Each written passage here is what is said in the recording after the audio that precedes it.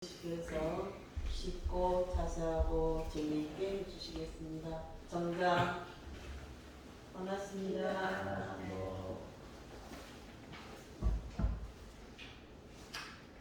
오늘이 참 좋은 날 같아요. 네. 그래서 사전에 오늘 결석한다고 하시는 분들이 많이 있었거든요.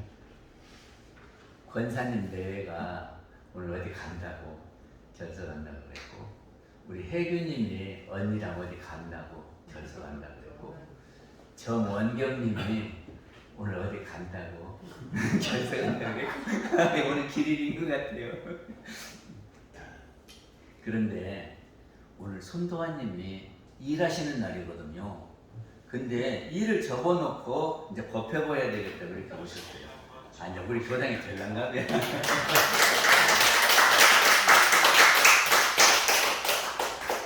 그리고 손현주 씨 있잖아요. 마산 창원 사느니. 그래가지고 탁구 선수를 우리 교당 탁구 선수라고 했더니 어저께 와서 연수 보고 갔어요. 그리고 다음 주에 또 온대요. 그리고 여기 주유소 있거든요. 여기 바로 나가면 거기도 탁구 선수라 그랬더니 11월 14일 오겠대요. 네, 그래서 지금 한 사람 두 사람 혹시라도 모이지 않을까 그런 생각이 듭니다. 근데 우리가 살아가는 길에는 외길만 있는 게 아니죠. 길이 하나만 있으면 뭐 생각해 볼 것도 없이 그냥 쭉 가면 되는데, 가다가 보면 갈림길이 나와요. 그러면 이 길로 가야 되냐, 이 길로 가야 되냐 하고 망설여질 때가 있지요. 그래갖고 요리 가면 맞을까, 요리 가면 맞을까, 이렇게 두리번거리다가 우리는 그 중에 어느 한 길을 택할 수밖에 없지요. 그래가지고 맞으면 좋은데 안 맞으면 한참 갔다가 돌아오기도 하고 그래요. 그러면 속상하지요. 근데 그 로버트 프로스트라고 하는 분이 가지 않는 길이라고 하는 시를 썼거든요. 그 제가 한번 낭송을 해볼게요. 가지 않는 길. 단풍이 노랗게 물든 숲속에 두 갈래 길이 있었습니다. 난 한 몸으로 두 길을 다 갈 수가 없기에 아쉬운 마음으로 그곳에 서서 한참을 그렇게 바라보았습니다. 한쪽 길이 가물가물할 때까지. 그리고는 다른 쪽 길을 선택하였습니다. 먼저 길도 아름답고 좋아 보이긴 했지만 어쩌면 이 길이 더 나을성 싶었습니다. 사람들이 밟은 흔적은 비슷했지만 풀이 더 무성하고 사람의 발길을 기다리는 듯 하였습니다. 그날 아침 두 길은 낙엽으로 덮여 있었습니다. 한 길은 다른 날 가보리라 생각했습니다. 길은 길로 이어지는 것이기에 다시 돌아오기 어려우리라 알고 있었지만 먼 훗날 어디에선가 나는 한숨 지으며 이야기할 겁니다. 단풍 든 숲속에 두 갈래 길이 있었는데 나는 그 중에 한 길을 선택하였고 그 선택이 내 인생을 바꾸어 놓았답니다. 좋은 되게 유명한데 역시. 근데요, 우리가 사는 세상에 아름다운 단풍이 들어서 밝게 물든 그런 세상 아닙니까? 그런 세상도 있고. 근데 그렇게 안 보이시는 분들은 저기를 바꿔야 해요. 안경을 쓰시든지. 그러니까 우리가 보기 따라서 세상이 아름답게 보이기도 하고요. 그리고 내가 속상하면 아무리 아름다워도 어두컴컴하게 보이는 거거든요. 아무튼 이렇게 우리가 세상을 살아가는데 갈림길이 나와요. 그러면 그 갈림길에서 내가 몸은 하나인데 양쪽으로 다 가볼 수 없기에 그 중에 어느 한쪽을 선택할 수밖에 없습니다. 그래서 선택하려고 그러면 여기 이렇게 쭉 가면 어디가 될까 하고 멀리까지 바라본단 말이죠. 그리고 그래서 둘 중에 하나를 선택하게 되고, 근데 하나를 선택하면 이 길은 어쩔까 그런 생각이 안 듭니까? 우리 선 볼 때 한 번 딱 보고 결혼하신 분 계세요? 어째 선 볼 때 우리 성사님은 딱 보자마자 결정을 해버리셨어요. 근데 여기도 선 보고 여기도 선 보고 그러지요. 그러면은 이 사람을 선택할까 이 사람을 선택할까, 응? 그러면서 이 사람하고 선택하면 이렇게 쭉 그려보지요. 아, 이 사람하고 살면 이렇게 되겠구나. 아, 이 사람하고 살면 이렇게 되겠구나. 그래서 좀 더 나을성 싶은 사람하고 선택을 해서 사는 거 아닙니까? 근데 이 사람하고도 살고 싶고 이 사람하고 살고 싶고 그럴 때도 있지요. 근데 우리는 한 번 살면 그 길이 쭉 이어지지 갔다가 다시 오기는 어렵잖아요. 그래서 먼 훗날 우리는 그때 그 선택이 나의 인생을 바꿔 놓았다고 말하지 않을까 그런 생각을 해봅니다.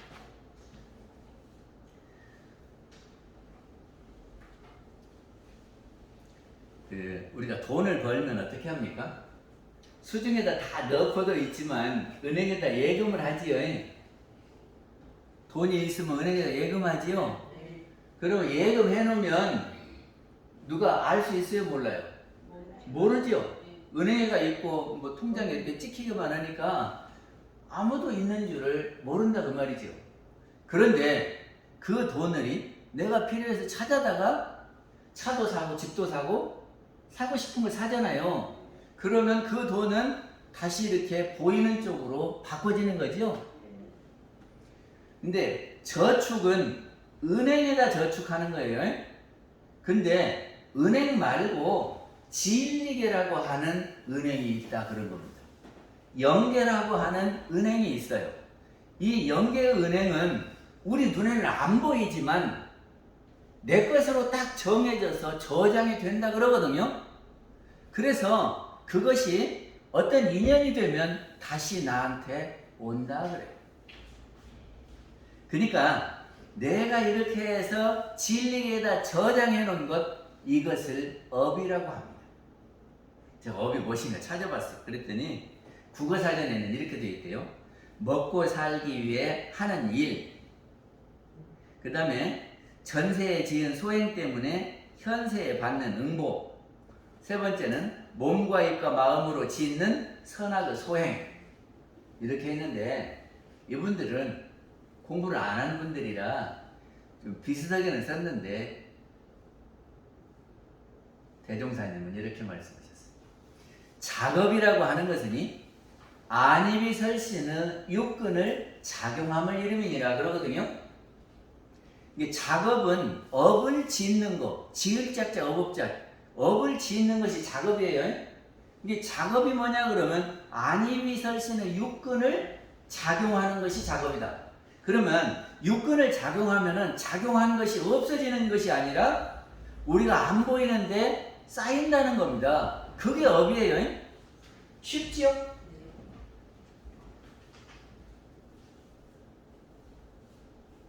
근데 안 보이는 데다가 쌓는데 우리가 받기 싫어하는 것을 쌓아놓으면 그거를 악업이라고 해요. 싫은 것을 쌓아놓으면 악업이라고 하고 자기가 좋아하는 것을 쌓아놓으면 선업이라고 해요. 그러니까 진리계의 창고에 자기 이름으로 선악의 업이 이렇게 쌓이는 겁니다. 근데 그 쌓는 것을 어떻게 쌓느냐 그러면 우리 눈으로 쌓고 귀로 쌓고 코로 쌓고 입으로 쌓고 손발로 쌓고 마음으로 쌓는 거다 그런 말이죠. 근데 육근은 도구예요. 도구. 그러면 씨앗이 되는 것은 뭐냐 그러면 마음이다. 우리 마음을 육근을 통해서 쌓는 거예요. 그러니까 내 마음이 좋은 마음이면은 말할 때 어떻게 해요? 좋은 말 하지요. 그러면 그것이 선업으로 쌓이고 내가 싫어갖고 막 욕을 하면 그것이 악업으로 이렇게 쌓인다 그 말이죠. 그래서 은행에 가면 자기 통장에다 이렇게 적어주듯이 보이지는 않지만 진리계를 참고해. 너는 선업을 얼마 지었어, 악업을 얼마 지었어. 그래갖고 딱 이렇게 있다가 때가 되면 그놈을 다시 준다 그런 말이죠. 근데 업은요 변하는 겁니까 변하지 않는 겁니까?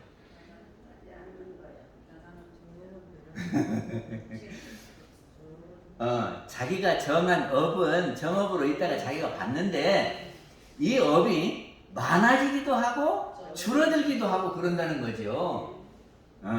그러니까 나는 악업을 많이 지었더라도 그거를 이렇게 많이 지었어도 선업을 더 많이 지으면 어쩌겠죠? 선업에 악업이 상대적으로 적기 때문에 선이 많이 보이는 거예요. 그리고 악업도 내가 받아버리면 없어지는 거예요. 그리고 선업도 조금 있다가 내가 자꾸 보태면 많아지는 거고, 그래서 업은 변하는 거예요.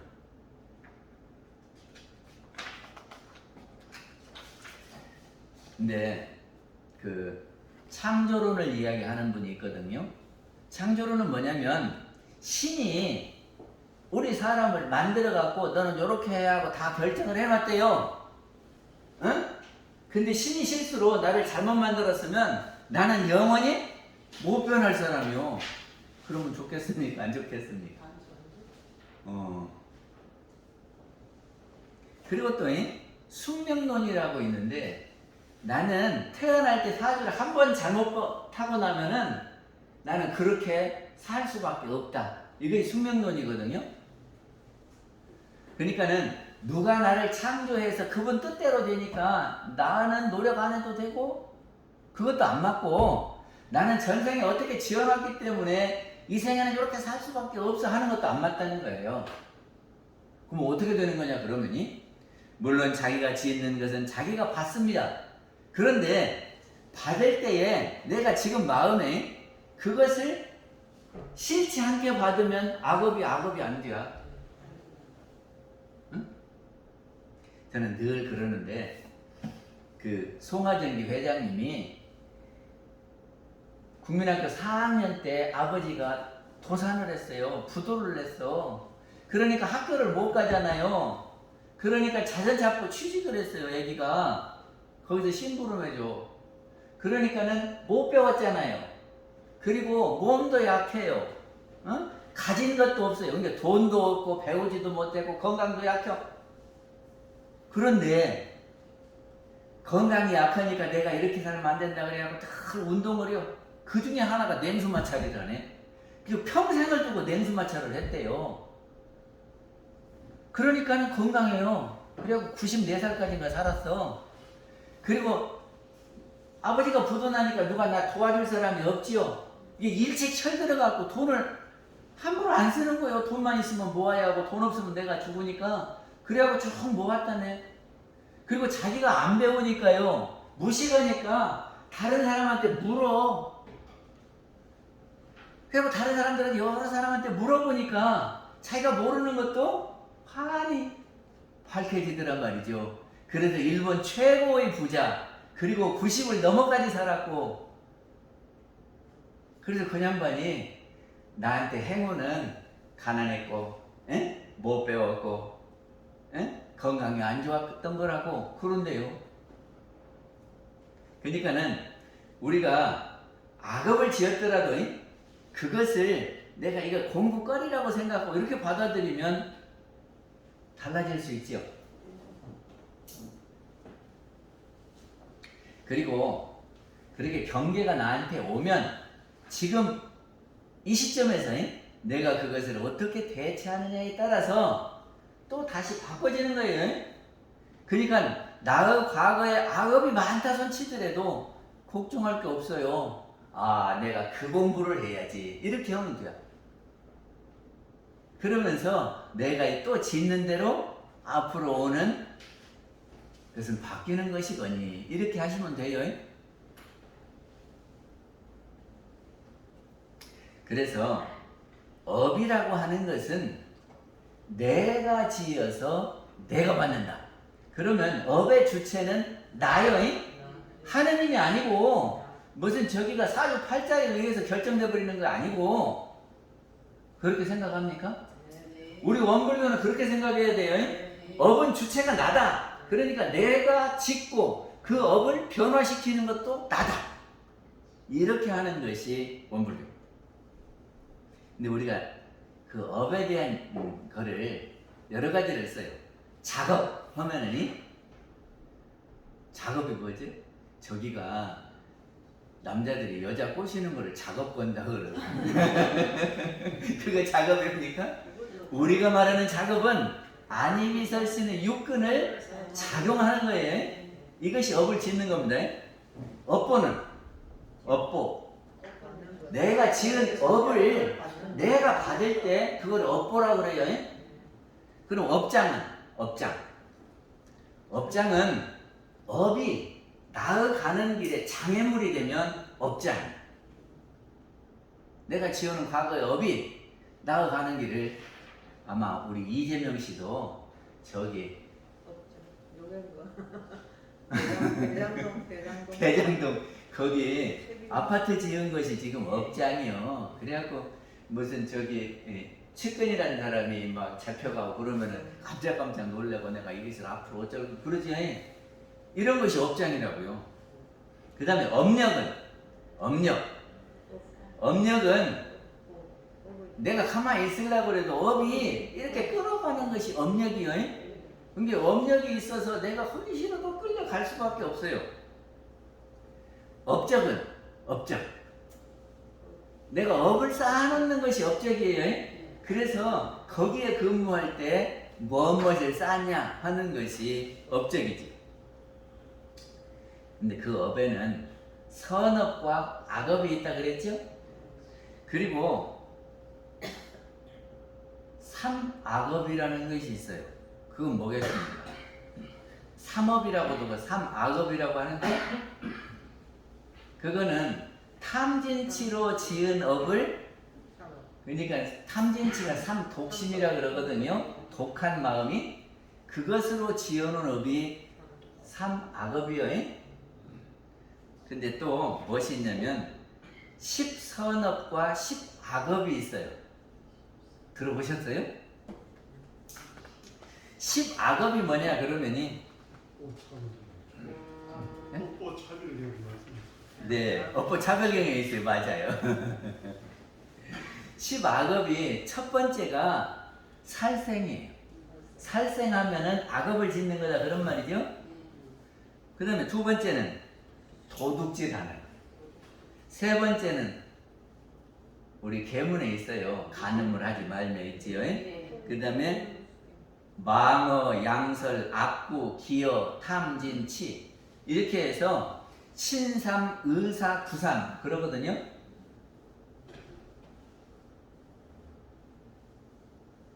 그러니까는 몸으로 3개, 또 입으로 4개, 마음으로 3개. 신삼, 구사, 의삼. 그렇게 해서 10가지 악업이 있대요.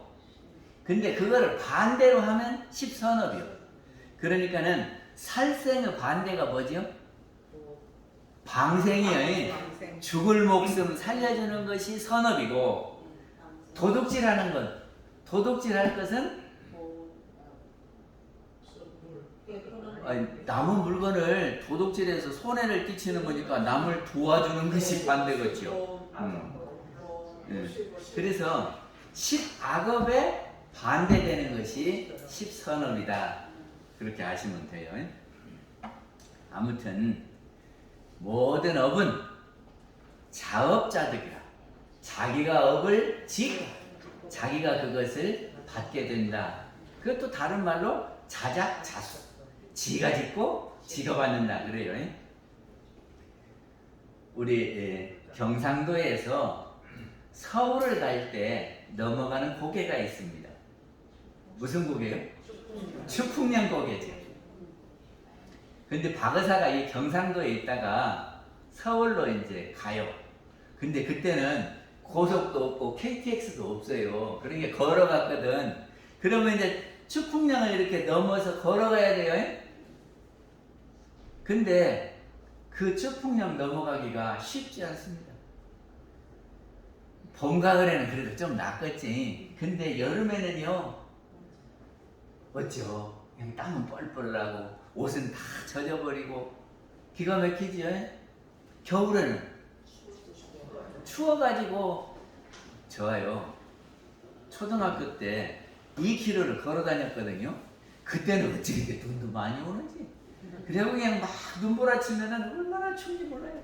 그러다가 낯가리를 이렇게 해놓은 데 있거든. 그 사이에 이렇게 있으면 조금 낯선 것 같아.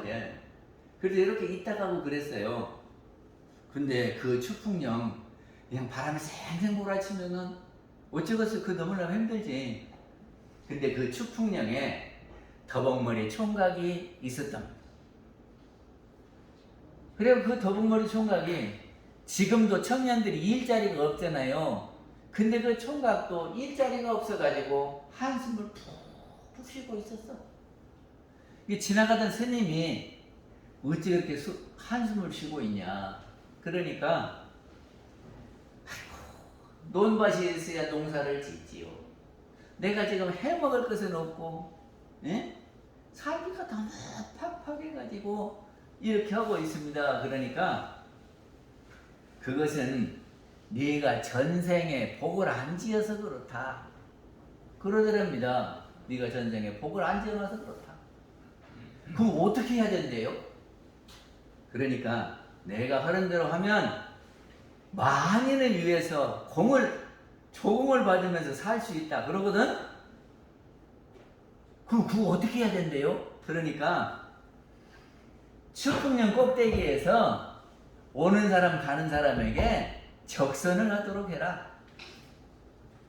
그래서 이 총각이 추풍령 꼭대기 있는 데 가서 샘을 팠대요. 샘을 팠어. 그리고 거기다가 움막집을 지어놓고 오는 사람 가는 사람 들려서 물을 퍼줘. 물을 먹게 하고, 에? 추울 때는 들어와서, 에?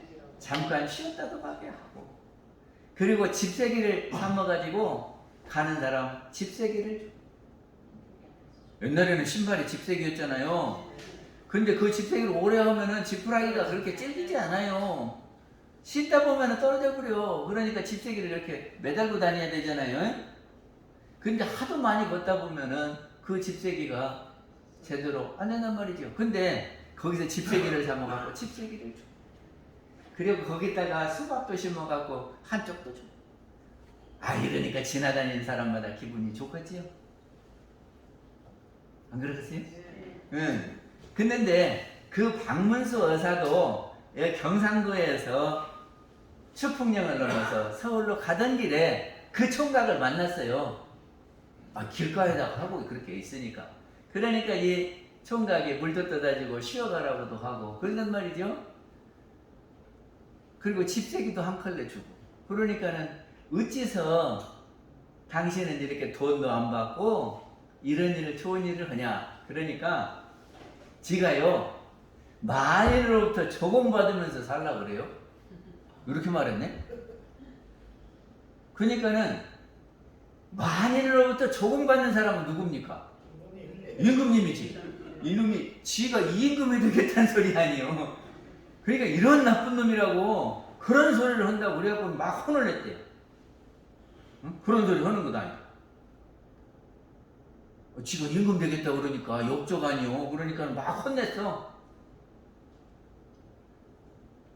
그러고는 박문수 여사가 이제 내직을 해요. 내직이라는 것이 군관 안에 들어가서 벼슬 맡은 거예요. 요새 같으면 무슨 장관 하는 것이 내직이요. 옛날에는 관찰사나 암행의사나 이런 것은 외직이요.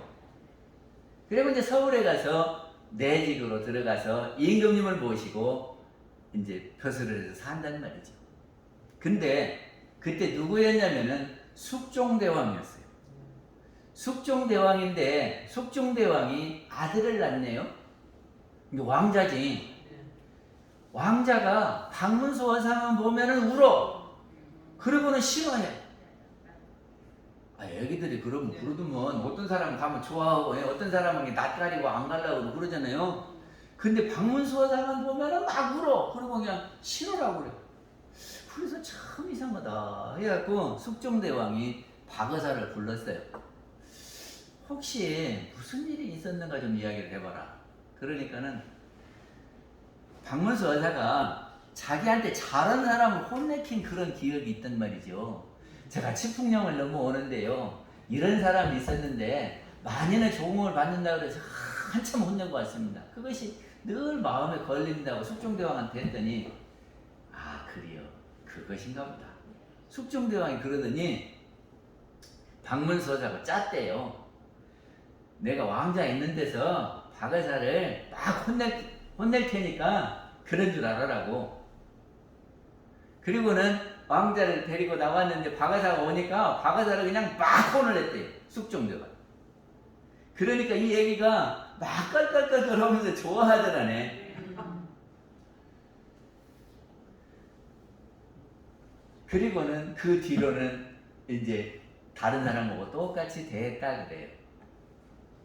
그런데 저기가 숙종대왕이 그래도 이 악연이 한번 맺어졌으니까 혹시라도 왕자가 박문수 의사한테 함부로 하면 안 된다 그래서 스승을 삼아줬대요. 이게 그거를 뭐라고 하냐면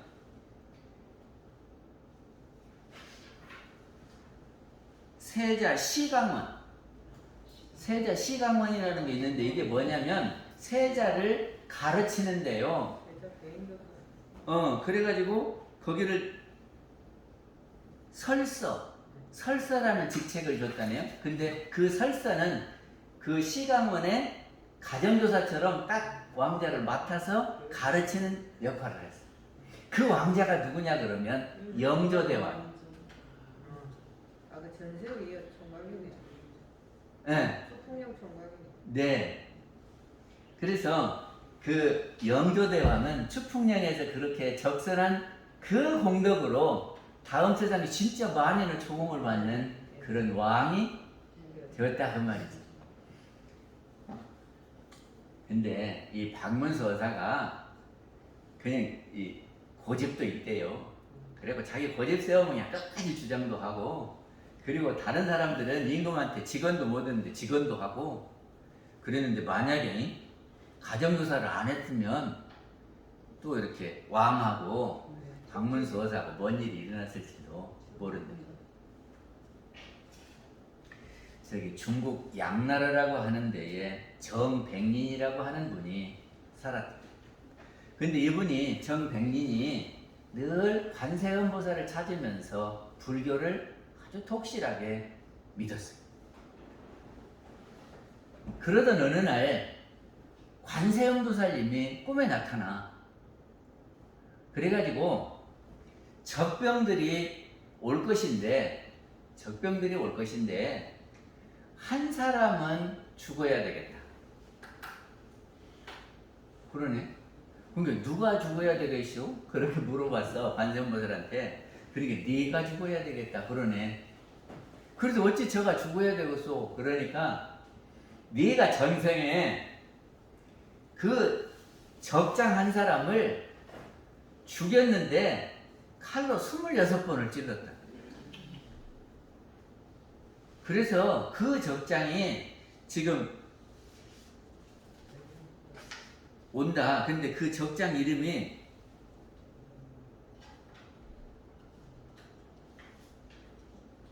왕마자. 그 적장 이름이 왕마자라고 그러더래요. 삼국지. 아니, 삼국지는 아니야. 양나라 때 이야기인데, 양마자라는 장군이 너를 죽일 것이다. 근데 그렇게 했대요. 근데 그 집 식구가 17이요. 그래서 그 16 식구들을 피란을 보냈대요. 그리고 자기가 혼자 남았어. 그랬더니 진짜 적병이 오더라요. 그러니까 오늘 앞에 장수 보고 왕마자 장군이요. 그랬더니 당신이 내 이름을 어떻게 하냐고 그러더라네. 그러니까는 어떤 꿈에 관세음보살께서 왕마자 장군이 이렇게 너를 죽이러 올 거다 그랬대네요. 그렇게 이제 전했어. 그러면서 내가 전생에 당신을 26번을 칼로 찔렀다는데 당신이 나를 죽일 거라고 관세음보살님이 어제 밤에 그랬어요. 그런다는 거예요. 그러니까 그러면서 당신이 나를 죽이는 것은 괜찮은데 앞으로 우리 악연은 맺지 말고 삽시다. 응? 왕마자 장군에게. 그러니까 그 왕마자 장군이 그 이야기를 가만히 듣다가 칼등으로 그 왕마자 장군을 이렇게 26번을 때렸대. 그래 바꿨네. 그래가지고 그 악연을 해결했다 하는 이야기가 있습니다. 우리가 살아가는 것이 살아갈 때에 우리는 육군 작용을 안 하고 살 수가 없어요. 그러니까 우리는 맨날 업을 짓습니다. 업을 지어요. 근데 이렇게 할 수도 있고 이렇게 할 수도 있는 그 갈림길에서 내가 어디를 선택하느냐 하는 것이 그 업을 짓는 것이거든. 에? 그러니까 내가 욕을 할 수도 있고 용서할 수도 있단 말이죠. 은타와님이 마음에 안 들 때는 어떻게 해요? 싫은 소리를 확 해버릴 수도 있고, 아이고 나이가 이제 들었으니까 그럴 수도 있지, 요렇게 할 수도 있잖아요. 그러니까 이게 선택의 갈림길에서 아이고 이제까지 나를 같이 옆에서 살아줘서 얼마나 고마운데, 아이고 그럴 수도 있어, 요렇게 웃으면서 넘어갈 수도 있고, 아이고 그것도 못하냐고 요렇게 성질을 확 부려볼 수도 있거든요.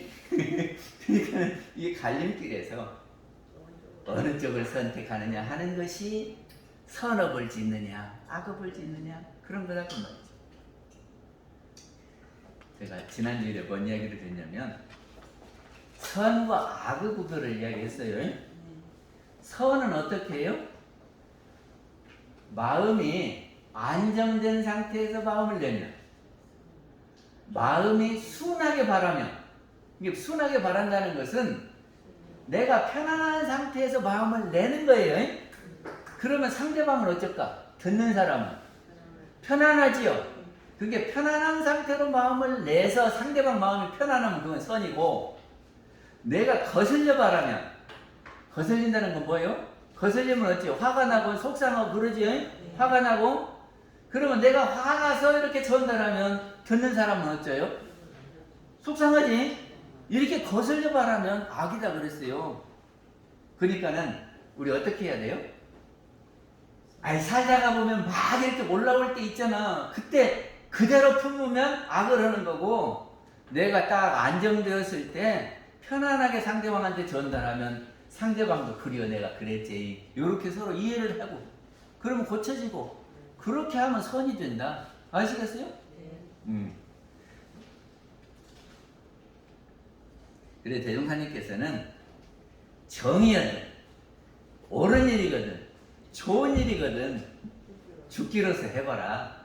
그리고 악업을 행하는 거니 불이거든 안 좋은 일이거든 죽기로서 참아봐라. 그런 거 아닙니까? 그렇게 하면은 우리는 광대무량한 낙원에서 살 수 있는 거 아닌가, 그런 생각을 해봅니다. 마치겠습니다. 감사합니다. 알림 시간입니다. 혹시 이 주보에 여기 보면은 여기 하시나요? 일이 있으시죠? 예. 주보에 보시면은 여기 인형 나와 있잖아요. 이거 정토님 작품이시랍니다. 우리 교무님 정토님. 그럴 줄 알았어요. 지금 요즘 이거 공부하고 계신답니다. 인형 만드는 공부. 솜씨가 되게. 예, 솜씨가 보통이 아니십니다. 보니까는. 눈도 안 좋다는데 그거 눈이 안 좋다. 그러니까 하는 별도로 하시는 일도 있는데도 불구하고 이걸 또 하고 계시더라고요. 그리고 오늘 교무님께 설법 재밌게 해주셨잖아요. 교무님께서는 이야기하지 마라 하셨는데 우리 폰에 보면 유튜브 다 보시잖아요. 거기 유튜브 들어가셔가지고 서강덕 교무 하면은 교무님 설법 지금 올려놓고 계시거든요. 그러니까 한 번씩 보셔야 예. 그 매주 설법하시는 거 유튜브에 올리고